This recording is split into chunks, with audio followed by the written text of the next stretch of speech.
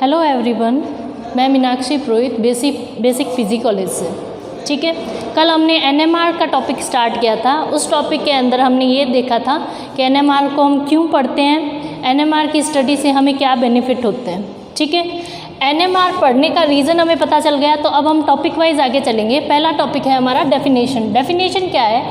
NMR is a process. NMR एक process है या फिर क्या है, एक स्पेक्ट्रोस्कोपिक टेक्निक है जिसका उपयोग हम किसी कंपाउंड के स्ट्रक्चरल इंफॉर्मेशन, स्ट्रक्चरल डिटर्मिनेशन के लिए करते हैं। और ये spectroscopy particular radio wave region में आती है। जैसे रोटेशनल के लिए हम क्या करते हैं, माइक्रोवेव रीजन की बात करते हैं। फंक्शनल ग्रुप के लिए आईआर रीजन की बात करते हैं। इलेक्ट्रॉनिक ट्रांजिशन के लिए हम यूवी रीजन की बात करते हैं। वैसे ही एनएमआर स्टडी के लिए, मैग्नेटिक फील्ड की स्टडी के लिए रेडियो वेव रीजन की फ्रिक्वेंसी का उपयोग किया जाता है।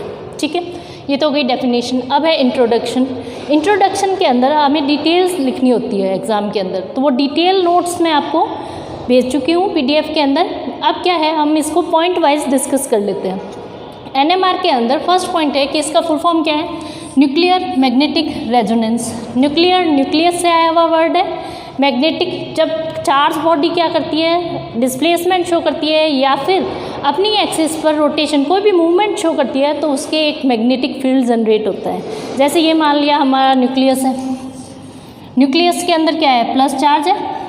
अब जैसे जैसे ये मूवमेंट करेगा, जैसे ऐसे रोटेट किया या फिर ऐसे क्लॉकवाइज या एंटी क्लॉकवाइज जब रोटेट करेगा, तो अपनी एक्सिस के अराउंड रोटेशन से क्या होगा, एक मैग्नेटिक फील्ड जनरेट करेगा। क्या करेगा, एक मैग्नेटिक फील्ड जनरेट करेगा।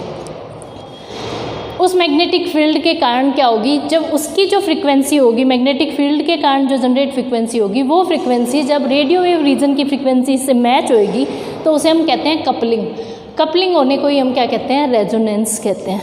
ये ऑर्गेनिक वाला रेजोनेंस नहीं है आपके पाई बॉन्ड्स के अराउंड, ये क्या है आपका फ्रीक्वेंसी का मैच होना, क्या कहलाता है आपका रेजोनेंस। और रेजोनेंस होने से क्या होता है, फ्लिपिंग होती है। ठीक है, जैसे प्लस हाफ स्पिन है तो वो किस में कन्वर्ट हो जाएगा, माइनस हाफ में। इसका मतलब ये नहीं है कि एक एनर्जी से जंप करके दूसरी एनर्जी में चला जाएगा। इसका मतलब ये है कि जैसे क्लॉकवाइज घूम रहा था वो आपका न्यूक्लियस, वो क्या घूमने लग जाएगा, अब एंटी क्लॉकवाइज घूमने लग जाएगा। ऐसे ऐसे घूम रहा था, अब क्या हो जाएगा, ऐसे ऐसे घूमना स्टार्ट हो जाएगा। ठीक है, अब ये एनएमआर पढ़ते क्यों हैं, स्ट्रक्चरल डिटर्मिनेशन के लिए पढ़ते हैं। स्ट्रक्चरल डिटर्मिनेशन में हम क्या डिटरमाइन करते हैं, इलेक्ट्रॉनिक एनवायरनमेंट। किसी भी कंपाउंड के चारों ओर कितने मैग्नेटिक न्यूक्लियाई प्रेजेंट है या मैग्नेटिक एनवायरनमेंट उसका क्या है, इसके द्वारा हम क्या करते हैं, किसी कंपाउंड की स्ट्रक्चर को डिटरमाइन करते हैं। ठीक है, कौन से कंपाउंड शो करेंगे, सिर्फ एक्टिव न्यूक्लियाई रखने वाले कंपाउंड ही क्या करेंगे, हमारे पास स्ट्रक्चरल इन्फॉर्मेशन देंगे एनएमआर रीजन में। अब एक्टिव न्यूक्लियाई की हमने बात की थी। एक्टिव न्यूक्लियाई वो न्यूक्लियाई होती है जिनकी स्पिन की कोई ना कोई वैल्यू होती है, यानी वो उसकी वैल्यू ज़ीरो नहीं होती है। और ये निकालने के लिए फॉर्मूला होता है mass number upon 4 must have some remainder. ठीक है, कुछ ना कुछ उसका शेषफल रहना चाहिए, तभी उसकी स्पिन वैल्यू क्या होगी, आपके ज़ीरो नहीं होगी। ठीक है, यदि 4 से कम्प्लीटली डिवाइड हो गया है तो उसकी स्पिन वैल्यू क्या हो जाएगी, ज़ीरो। अब ये स्पिन वैल्यू क्या होती है, जैसे इलेक्ट्रॉन में होता है ना S quantum number, spin quantum number, वैसे ही न्यूक्लियॉन के अंदर क्या होता है, ये हमारा आई से रिप्रेजेंट करते हैं। बस इतना डिटरमाइन करने के लिए, जैसे इलेक्ट्रॉन में एस होता है, ये न्यूक्लियॉन का है, इसलिए हमने इसको आई से डिनोट, सिर्फ डिफ्रेंशिएट करने के लिए हमने इसे आई से डिनोट किया है। ठीक है, जब कोई न्यूक्लियॉन क्लॉकवाइज रोटेशन करता है तो क्या होता है, उसका राइट हैंड थंब रूल से क्या आता है, क्लॉकवाइज रोटेशन का डाउनवर्ड और एंटी क्लॉकवाइज का अपवर्ड। लास्ट वीडियो के अंदर ये वर्ड उल्टे लिखे हुए हैं, ठीक है, तो उसको करेक्ट कर लेना। अब क्या होगा, फ्लिपिंग हमने बात कर ही ली है। जब प्लस हाफ का स्पिन किस में कन्वर्ट हो जाता है, माइनस हाफ में, यानी ऐसे घूमता हुआ आपके न्यूक्लियॉन उल्टा घूमने लगता है, तो उसे हम क्या कहते हैं, फ्लिपिंग करना कहते हैं। और फ्लिपिंग से क्या बनता है, रेजोनेंस बनता है। ठीक है, ये मैंने आपको होमवर्क दिया था, इसका तो बता ही दिया था। इसकी आई की वैल्यू क्या होती है, ज़ीरो नहीं होती है, नॉट इक्वल्स टू ज़ीरो। ये भी नॉट इक्वल्स टू ज़ीरो। 12 4 से डिवाइड होता है कम्प्लीटली, इसलिए इसकी वैल्यू क्या हो जाती है, ज़ीरो। इसकी ये कम्प्लीटली डिविजिबल है क्या? 13 को देखो, ऊपर वाले मास नंबर को देखना है बस, अपने को कुछ और देखना ही है। ये क्या है? कम्प्लीटली डिविजिबल नहीं है, तो इसका मतलब क्या हो जाएगी? इसकी वैल्यू नॉट इक्वल्स टू 0। ये नहीं है completely divisible, not equals to 0। ये भी नहीं है, नॉट इक्वल्स टू 0। अब इससे क्या पता चला कि आई की वैल्यू 0 है या नहीं है? उससे हमें क्या फ़ायदा हुआ? इससे हमें पता चला कि न्यूक्लियाई जो है हमें मिला हुआ वो एक्टिव है या नहीं है। एनएमआर में स्पेक्ट्रा शो करेगा या नहीं करेगा? एक्टिव होगा तो शो करेगा, नहीं होगा तो नहीं शो करेगा। एक्टिव न्यूक्लियाई कौन कौन से होंगे? प्रोटॉन होगा, ड्यूटेरियम होगा, कार्बन 12 नहीं होगा, 13 आइसोटोप शो करेगा, N14 शो करेगा, N15 भी शो करेगा। अब इसमें से हम NMR के अंदर सिर्फ कार्बन 13 और H1 को ही ज़्यादातर स्टडी करते हैं। इसका भी रीज़न है। रीज़न क्या है? इनका स्पिन होता है हाफ, इसका भी स्पिन नंबर क्या होता है? हाफ। जिनका स्पिन नंबर हाफ होता है तो वो दो ही पॉसिबिलिटी शो करता है, या तो वो क्लॉकवाइज रोटेशन करेगा या फिर एंटी क्लॉकवाइज रोटेशन करेगा। दो ही डीजनरेट लेवल होते हैं। तो इसके अंदर जो स्पेक्ट्रा प्राप्त होते हैं वो क्या होते हैं? जो स्पाइक प्राप्त होती है हमें, वो स्पाइक एकदम शार्प होती है। जबकि बाकी जैसे N14 का देखें तो इसकी स्पाइक जो प्राप्त होगी वो हमें क्या होगी? बहुत ब्रॉड प्राप्त होगी। और ब्रॉड के अंदर हम कहाँ माने? यहाँ पे वैल्यू आई है, यहाँ पे वैल्यू आई है। तो उस वजह से क्या करते हैं हम? सिर्फ कार्बन 13 का या प्रोटॉन का ही NMR स्टडी करते हैं। ये लेस इन्फॉर्मेटिव होता है। इन्फॉर्मेशन तो इससे भी मिलती है, लेकिन ये लेस मिलती है और इससे हमें इन्फॉर्मेशन क्या मिलती है? ज़्यादा मिलती है। ठीक है। इसके बाद में हमारा टॉपिक है केमिकल शिफ्ट। केमिकल शिफ्ट के अंदर हम क्या स्टडी करते हैं? केमिकल शिफ्ट के अंदर हम स्टडी करते हैं कि स्पाइक की वैल्यू क्या है, डेल्टा वैल्यू क्या है। केमिकल शिफ्ट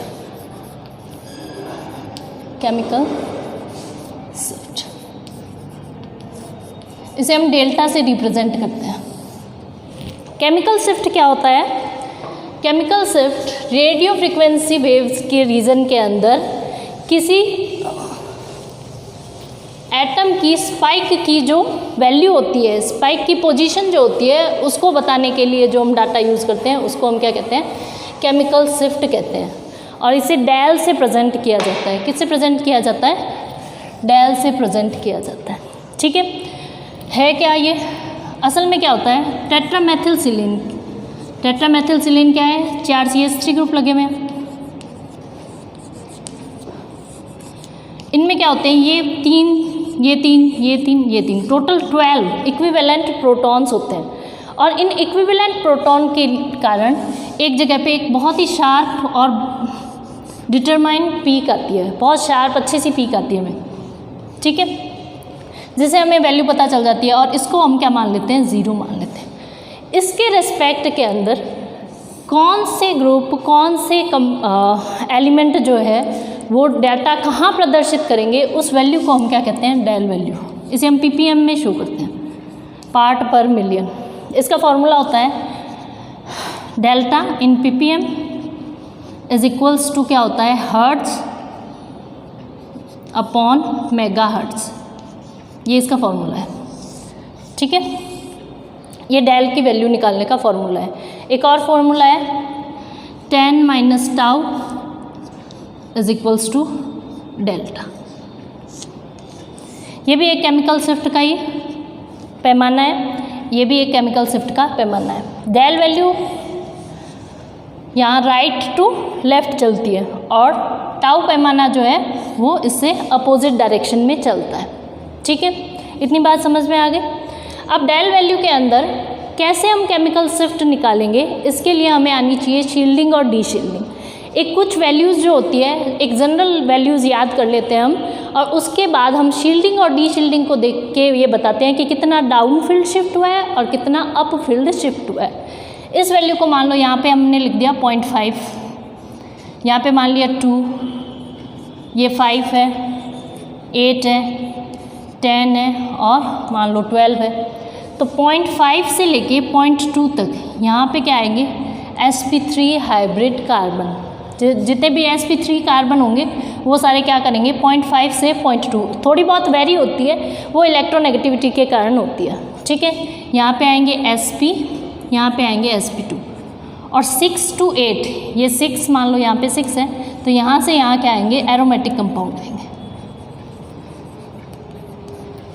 8 to 10 यहाँ पे क्या आएंगे, एल्डिहाइड, कीटोन, एल्डिहाइड और कीटोन, ठीक है। और यहाँ पे आएंगे आपके एसिड, ये एसिड जो, यानी 10 to 12 के बीच में यदि पीक प्राप्त हो रही है, इतना ज़्यादा डीसिल्टेट कंपाउंड है, तो इसका मतलब क्या हुआ, उसमें पक्का एसिड है, ठीक है। ये बात बहुत ध्यान रखने की है। एसिड और एरोमेटिक कंपाउंड, इनके लिए क्या होते हैं, बहुत ज़्यादा हम NMR स्पेक्ट्रोस्कोपी का यूज़ करते हैं।